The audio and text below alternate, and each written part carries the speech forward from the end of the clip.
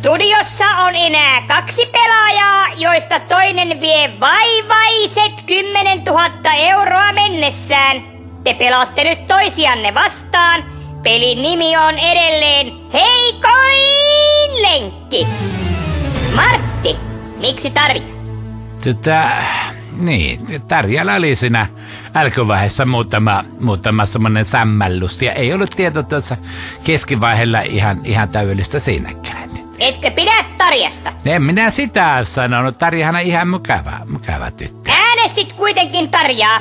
Ei tässä on paljon mahdollisuuksia, kun meillä on vain 200 enää Tarjan kanssa tässä. No Tarja, miksi Martti?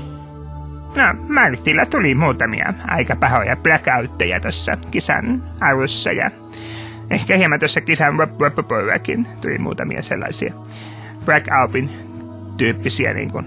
Et taida pitää Martista, koska olet pukeutunut noin halpaan mekkoon. No ei tää nyt niin halpaa oo. 3,5 euroa kuitenkin. Penttikö sen sinulle haki kirpputorilta? No ei, kyllä tää on ihan kunnon kaupasta kuitenkin ostettu tämä mekkoyhtiö.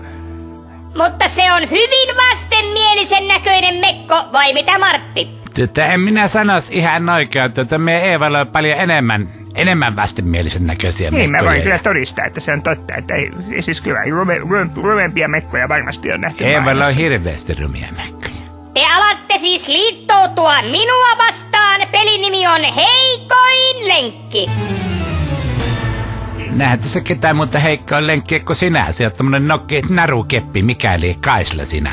Yrittääkö Martti olla nokkela? En yhtään, mutta sinähän inisetkin kuin joku mikäli kiusattu varpune ulvot Niin, ja sitten tuolla korkealta. tavalla rupeat toisia haukkumaan. Kun musta tuntuu, että me tehdään Martin kanssa nyt sillä tavalla, että me otetaan nämä rahat ja pannaan ne puokkiin. Ja Kyllä me pannaan ne puokki. Heikoin lenkki on tuo kärsä ja kärsä heitetään tuota keskustaa ihan niinku keihäs.